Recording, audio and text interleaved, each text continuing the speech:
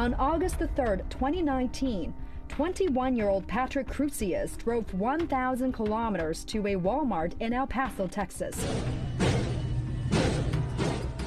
With a semi-automatic rifle, he randomly fired at crowds, killing 22 people and injuring 24 others. This was the 7th worst mass shooting in U.S. history. It was crazy. There was bodies, people running out of the store. There was deceased bodies on the floor. It was horrendous. In my opinion, I don't feel safe anymore. It's hard. I've never seen it so close, and we live in the borderland. I'm pretty sure I'm not the only Latino in the United States that feels scared. I'm telling you, it could have been any one of us. As tragic as it was, this incident was just the tip of the iceberg. 39,427.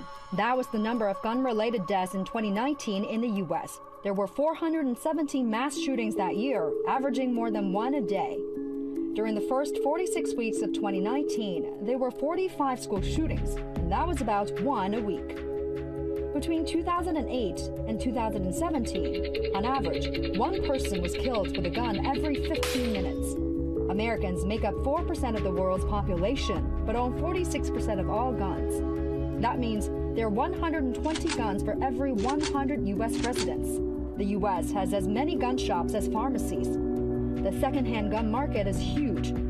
Regulations on firearm sales have many loopholes in terms of background checks, age limits, and eligibility. Why can't the U.S. implement a comprehensive gun control law? One reason is the right to bear arms. It was enshrined in the Second Amendment of the U.S. Constitution, a major barrier to implementing strict gun laws. Another reason is the National Rifle Association. It's one of the biggest political forces in Washington, D.C., with 5 million members funding politicians and lobbying against gun control.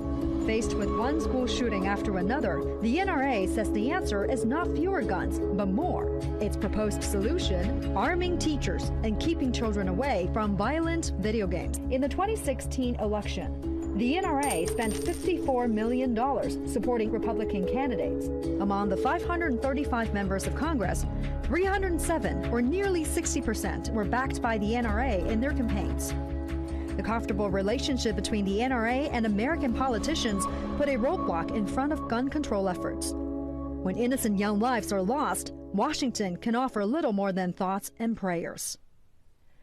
With no gun control legislation on the horizon and no end in sight to gun violence, the newspaper USA Today says America has entered a new and disturbing era of mass shootings.